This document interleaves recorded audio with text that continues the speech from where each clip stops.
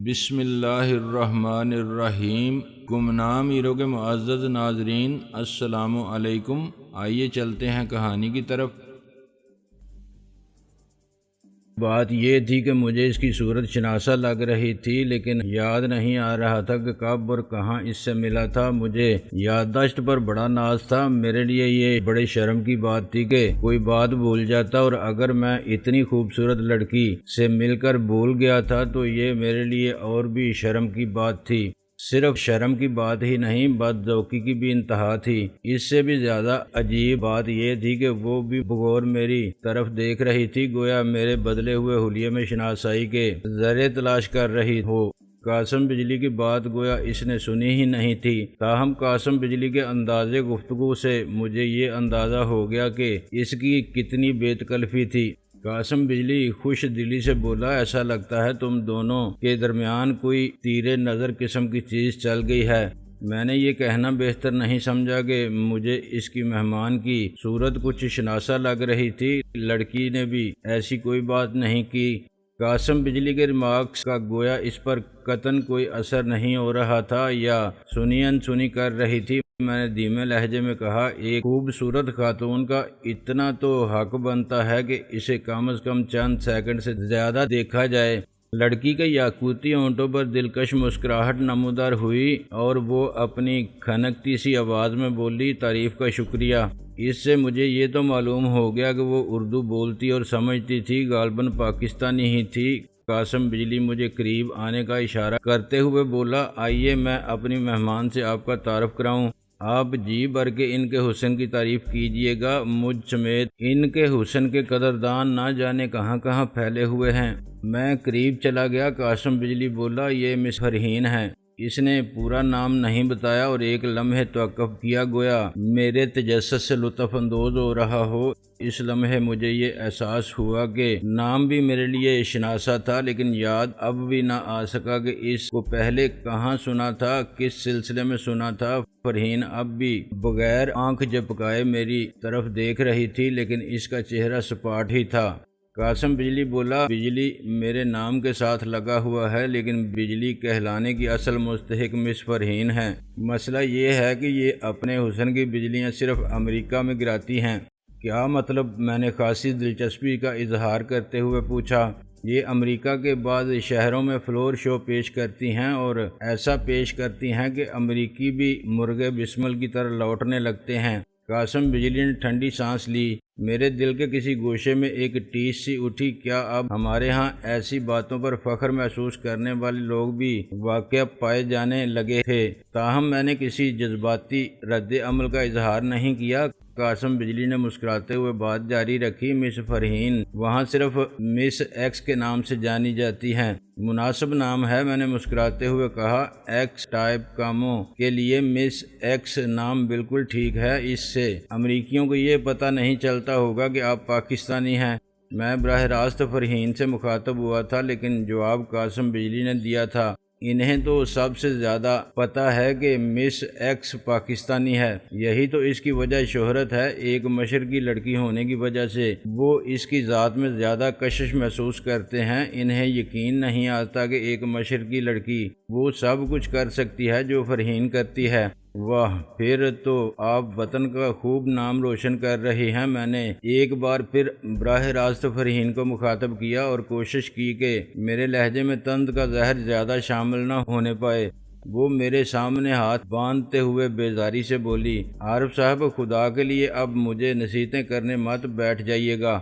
ہرگز نہیں، میرا ایسا کوئی ارادہ نہیں ہے۔ میں نے اس کی بات کاٹتے ہوئے خلوص سے کہا، میں زندگی میں کم از کم یہ تجربہ تو حاصل کر ہی چکا ہوں کہ نصیحت سے سب سے زیادہ وہی چڑھتا ہے جسے نصیحت کی سب سے زیادہ ضرورت ہوتی ہے۔ میں نصیحت نہیں کرتا، کبھی کبھار صرف اپنے محسوسات کا تھوڑا بہت اظہار کر جاتا ہوں۔ عارف صاحب، فرحین ایک ٹک میری طرف دیکھتے ہوئے نہایت ٹھہرے لہجے میں بولی، یہ تو آپ کو معلوم ہی ہوگا کہ ہر کردار کے پیچھے ایک کہانی ہوتی ہے۔ میرے پیچھے بھی ایک طویل کہانی ہے جس میں اس سوال کا جواب موجود ہے کہ میں فلور شو یا اس کے علاوہ بھی جو کچھ کرتی ہوں وہ کیوں کرتی ہوں، لیکن میں آپ کو وہ کہانی سنا کر بور نہیں کروں گی۔ یہ تو خیر ہماری پہلی ملاقات ہے۔ اگر 10ویں 20ویں ملاقات بھی ہوتی تب بھی میں آپ کو وہ کہانی سنانے کی کوشش نہ کرتی۔ اب میں کہانی سنانے یا اپنے آپ کو جسٹیفائڈ ثابت کرنے کی منزل سے بھی گزر چکی ہوں۔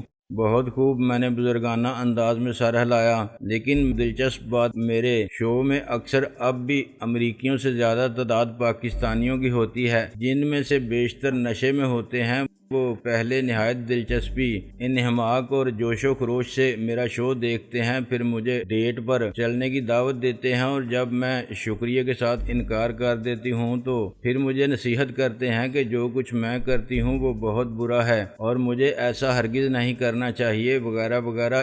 ان لوگوں کے بارے میں آپ کا کیا خیال ہے؟ بس یہی کہ وہ بیچارے بھی میری طرح کمزور قوت ارادی کے مالک اور خواہشوں کے غلام ہوں گے۔ اچھا بننے کو ان کا جی چاہتا ہوگا، لیکن اچھا بننا ان کے بس کی بات نہیں ہوگی، میں نے جواب دیا۔ آپ اگر اتنے اطمینان سے اعتراف کر رہے ہیں کہ آپ کمزور قوت ارادی کے مالک اور خواہشوں کے غلام ہیں تو شاید حقیقت میں آپ ایسے نہ ہوں، آپ شاید عذرائے انکسار ایسا کہہ رہے ہیں۔ لیکن میں جن لوگوں کا ذکر کر رہی ہوں وہ آپ سے بدتر ہوتے ہیں، وہ صرف منافق ہوتے ہیں۔ میں خاموش رہا تو فرحین گہری سانس لے کر بولی، میں تو جو ہوں سو ہوں، پہلے گناہ گار ہوں، ناقابل اصلاح ہوں، لیکن جو لوگ میرا شو دیکھنے آتے ہیں کیا ان کے لیے کوئی نصیحت نہیں؟ یقیناً ہوگی، لیکن مسئلہ وہی ہوگا کہ انہیں بھی نصیحت سے نفرت ہوگی، میں نے مسکراتے ہوئے کہا۔ قاسم بجلی اس دوران سگار سلگانے میں مصروف تھا۔ ایک طویل کش لے کر وہ بولا، بھئی یہ تم دونوں نے کیا بکواس شروع کر دی؟ میرے گھر میں اس قسم کی بیہودہ گفتگو کرنا منع ہے۔ میں اور فرحین ہنس دیے۔ فرحین بولی، آپ کو جس گفتگو سے دلچسپی تھی وہ تو ہو چکی۔ قاسم بجلی مجھ سے مخاطب ہوا، میں تمہیں ایک اہم بات بتانے لگا تھا، تم نے بیچ میں اپنا فلسفیانہ اور صوفیانہ مذاکرہ شروع کر دیا۔ میں حیران تھا کہ ہمارے ہاں بعض لوگ عیش و نشاط، دولت اور بدمعاشی کے علاوہ کسی موضوع پر بات کرنے اور سوچنے تک کے روادار نہیں تھے۔ تاہم میں نے ملائمت سے کہا، مجھے افسوس ہے کہ میں نے وہ اہم بات سننے میں تاخیر کی۔ وہ اہم بات یہ ہے کہ مس ایکس کچھ عرصے سے امریکہ کے بجائے پاکستان میں بجلیاں گرا رہی ہیں۔ قاسم بجلی نے مسرور لہجے میں بتایا، ظاہر ہے انہیں یہاں اتنے وولٹ کی بجلیاں گرانے کی تو اجازت نہیں جتنے وولٹ کی یہ امریکہ میں گراتی تھیں، پھر بھی میں نے اپنا خصوصی اثر و رسوخ استعمال کرتے ہوئے انہیں کافی آزادی دلا دی ہے۔ آزادی مبارک مس ایکس، میں نے فرحین کی طرف دیکھ کر مسکراتے ہوئے کہا۔ اس کی سنجیدگی برقرار رہی۔ قاسم بجلی گویا اپنی دھن میں بات جاری رکھتے ہوئے بولا، کراچی میں ایک 3 اسٹار ہوٹل ہوا کرتا تھا، شاید تمہیں اس کے بارے میں معلومات ہوں۔ میں نے 3 اسٹار ہوٹل کا نام بتایا۔ مجھے اس کے بارے میں تھوڑی بہت معلومات تھیں۔ اس کی شہرت اچھی نہیں تھی۔ کسی زمانے میں اس کی حیثیت ہوٹل سے زیادہ ایک نائٹ کلب کی تھی، پھر وقت اور حکومتوں کی تبدیلی کے ساتھ ساتھ اس پر زوال آ گیا، پالیسیاں بدلیں تو اسے بھی اپنے انداز و اعتبار بدلنا پڑے، کسی نہ کسی طرح چلتا رہا۔ اسی دوران شہر میں کئی 5 اسٹار اور 4 اسٹار ہوٹلوں کا اضافہ ہو گیا۔ وہ ہوٹل بالکل ہی بیٹھ گیا تھا۔ اس کے بارے میں آخری خبر میں نے یہی سنی تھی کہ اس کے مالکان اس کے کمروں وغیرہ کو دفاتر اور شو رومز میں تبدیل کر کے ماہانہ کرائے کی بنیاد پر اٹھانے کا پروگرام بنا رہے تھے۔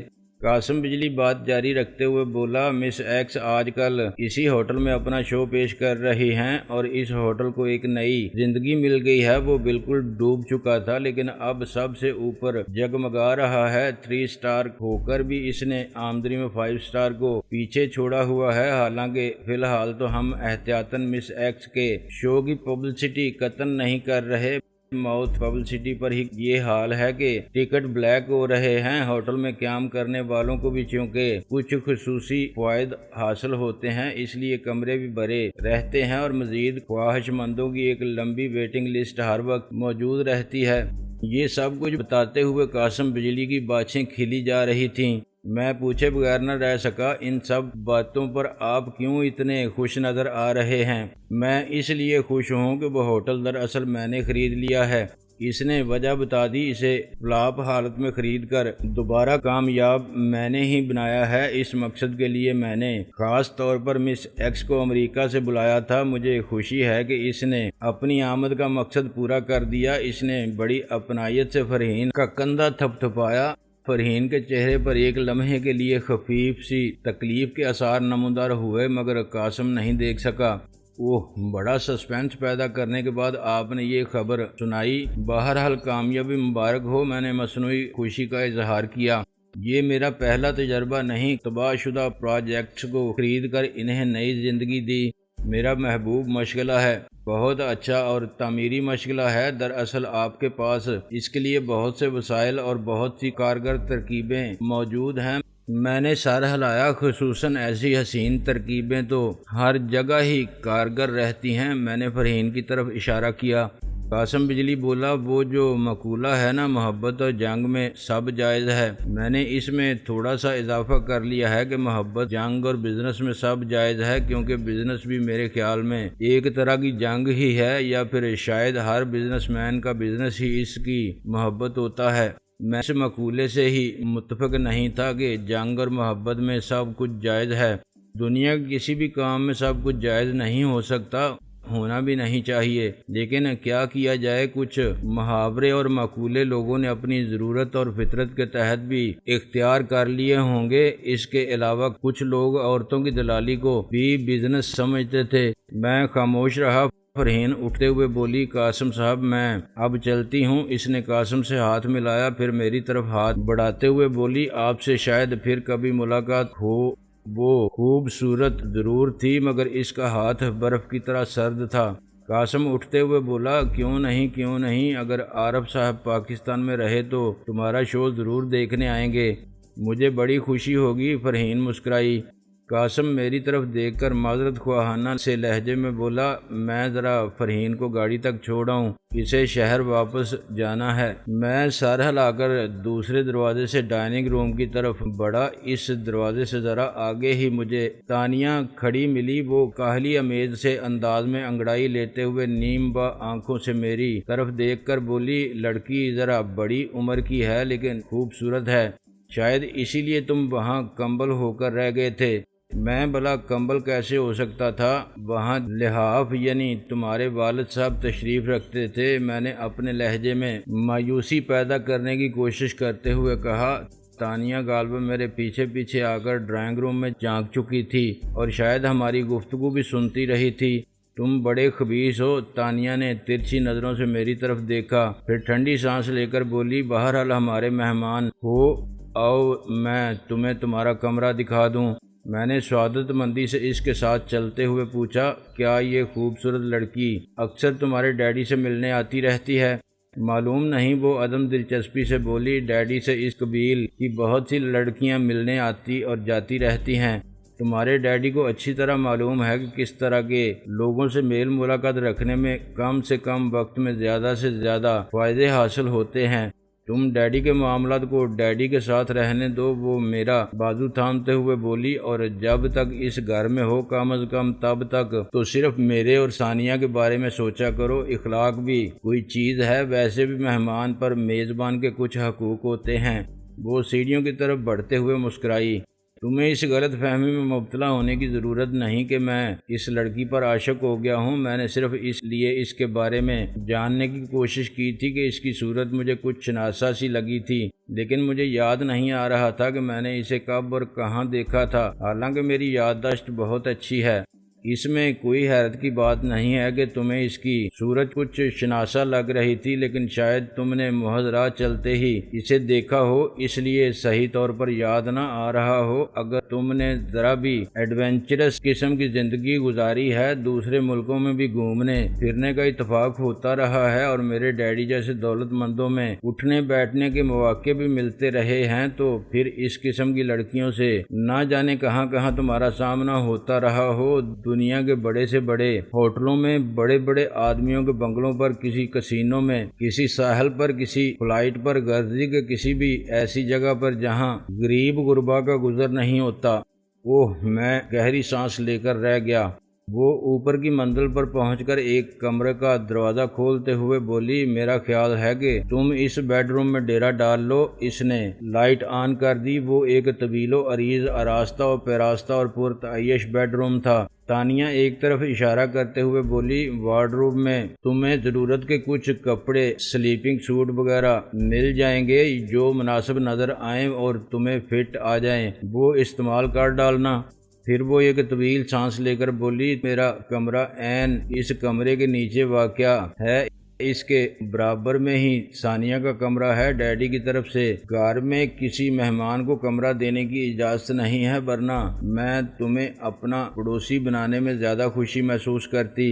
اب بھی کوئی فرق نہیں پڑے گا، انٹرکام پر میرے کمرے کے 7 اور ثانیہ کے کمرے کا 8 ہے، یاد رہے گا نا؟ ایسے نمبروں کو بھلا کوئی کیسے بھول سکتا ہے؟ لکی، میں نے ٹھنڈی سانس لی، اور 8 بھی، اس نے گویا یاد دلایا۔ کسی بھی معاملے میں شاید ایک دوسرے کے بغیر خود کو محسوس کرتی تھیں۔ یقیناً لکی 8 بھی، میں نے سر ہلایا۔ شب بخیر، اس نے بوجھل آواز میں کہا اور اچک کر شب بخیر کا ایک نقش ثبت کر کے رخصت ہو گئی۔ میں دروازے میں کھڑے ہوئے سوچے بغیر نہ رہ سکا کہ ان دونوں بہنوں کے ہوتے ہوئے شب کا بخیر گزرنا کتنا صبر آزما کام تھا ان کی موجودگی میں۔ اس کے لیے یہ یاد رکھنا بڑا مشکل ہوتا کہ وہ یہاں کس مشن پر آیا ہے۔ کمرے میں مکفل ہوتے ہی سب سے پہلے ہاتھ باتھ لیا، کپڑے بدلے اور آ کر بیڈ پر ڈھیر ہو گیا۔ تھکن سے میری آنکھیں بند ہوئی جا رہی تھیں، لیکن سونے سے پہلے میں نے سائڈ ٹیبل پر رکھے ہوئے الیکٹرانک کلاک میں الارم لگا دیا۔ مجھے امید تھی کہ 3 گھنٹے بعد قاسم بجلی کے بارے میں مسلح محافظوں کے سوا سب سو چکے ہوں گے۔ میں سب جگ سوئے ہم جاگیں جیسی کچھ کوشش کرنا چاہ رہا تھا۔ مجھے تاروں سے نہیں، کچھ جیتے جاگتے کرداروں سے باتیں کرنا تھیں، بشرطے کہ میں ان تک پہنچنے میں کامیاب ہو جاتا۔ الارم لگانے کے بعد میں گھوڑے بیچ کر سو گیا، وہ گھوڑے جو میرے اپنے تھے۔ عام حالات میں شاید اتنی تھکن اور گہری نیند سے بھی نہ جگا پاتا، لیکن میں چونکہ ذہن میں ایک خلش سی محسوس کر رہا تھا، اس لیے دھیمی اور مترنم آواز والے اس الارم پر بھی سب سے پہلے میں نے نائٹ بلب کی مدھم روشنی میں اطمینان محسوس کیا اور خدا کا شکر ادا کیا کہ کوئی بھی ہتھیار استعمال کر کے میرے کمرے میں نہیں گھسا تھا۔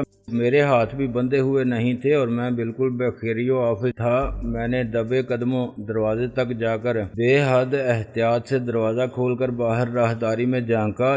چھت کی فینسی لائٹ سے راہداری میں مدھم سی روشنی پھیلی ہوئی تھی، دائیں بائیں دونوں طرف کوئی موجود نہیں تھا۔ میں نے دروازہ بند کر دیا اور دوسری طرف جا کر کھڑکی ذرا سی کھول کر عقبی ٹیرس پر جھانکا، ادھر بھی کوئی نہیں تھا۔ مجھے یہ دیکھ کر خوشگوار سی حیرت ہوئی کہ کوئی میری ٹو میں نہیں تھا۔ تب میں نے اطمینان سے بیڈ پر بیٹھ کر اپنے موبائل فون پر شفیع شاہ کا نمبر پنچ کیا۔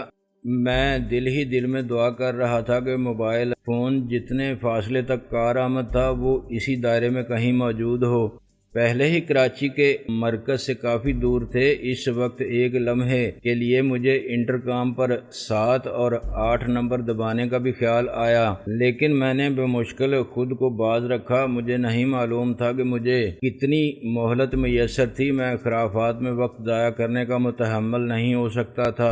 گو کہ خرافات میں کشش بہت تھی۔ تانیہ اور ثانیہ نے صحیح کہا تھا کہ رات، تنہائی اور سناٹا بہت ظالم چیزیں تھیں، لیکن میں اپنے آپ کو یہ سمجھانے میں کامیاب ہو گیا تھا کہ مجھے جو کام درپیش تھا وہ لمحاتی خواہشوں سے کہیں زیادہ اہم تھا۔ چند سیکنڈ بعد نمبر مل گیا اور شفیع شاہ کی دھیمی آواز سنائی دی۔ یس، میں بول رہا ہوں، میں نے نام بتائے بغیر تقریباً سرگوشی کے سے انداز میں کہا۔ شفیع کے لہجے میں مستعدی آ گئی۔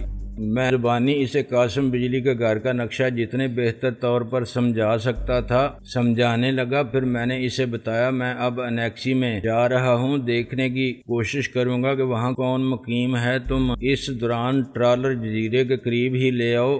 سمندر ہی میں رہتے ہوئے تم جس حد تک اس مکان پر نظر رکھ سکو رکھنا۔ اگر کہیں کسی قسم کی گڑبڑ محسوس ہو تو تم مکان میں گھسنے کی کوشش بھی کر سکتے ہو، لیکن اکیلے نہ گھسنا اور بہت ہوشیار رہنا۔ یہاں کئی مسلح آدمی اصل عمارت کے چاروں طرف گشت کرتے رہتے ہیں۔ مجھے معلوم ہے تم لوگ مسلح آدمیوں کو خاطر میں نہیں لاتے، میں نے ٹھنڈی سانس لے کر کہا، لیکن میں تمہیں محتاط رہنے کی نصیحت کیے بغیر نہیں رہ سکتا، اس باپ کی طرح جسے معلوم ہوتا ہے کہ اس کی اولاد جوان ہو چکی ہے اور اپنا برا بھلا خوب سمجھتی ہے، لیکن وہ انہیں سنبھل کر چلنے کی تاکید کیے بغیر نہیں رہ سکتا۔ ہمیں اب بھی نصیحتوں کو سننا بھلا لگتا ہے سر، ہم بھی آپ کے بچے ہی ہیں، غلطی سے عمر میں تقریباً آپ کے برابر آ گئے۔ شفیع شاہ خوشگوار لہجے میں بولا۔ اس وقت تم کہاں ہو؟ میں نے پوچھا۔ ہم نے انجن بند کر رکھا تھا اور لہریں دھیرے دھیرے ہمیں کماڑی کی طرف لے جا رہی تھیں، لیکن آپ سے بات کرتے ہوئے میں نے آپ کی ہدایت ملتے ہی کیپٹن کو اشارہ کر دیا تھا، انجن سٹارٹ ہو چکا ہے اور ہم جزیرے کی طرف روانہ ہو چکے ہیں، اس نے بتایا۔ ٹھیک ہے، میں 5 منٹ بعد اپنے کمرے سے نکلوں گا۔ بیسٹ آف لک، شفیع شاہ بولا اور میں نے سلسلہ منقطع کر دیا۔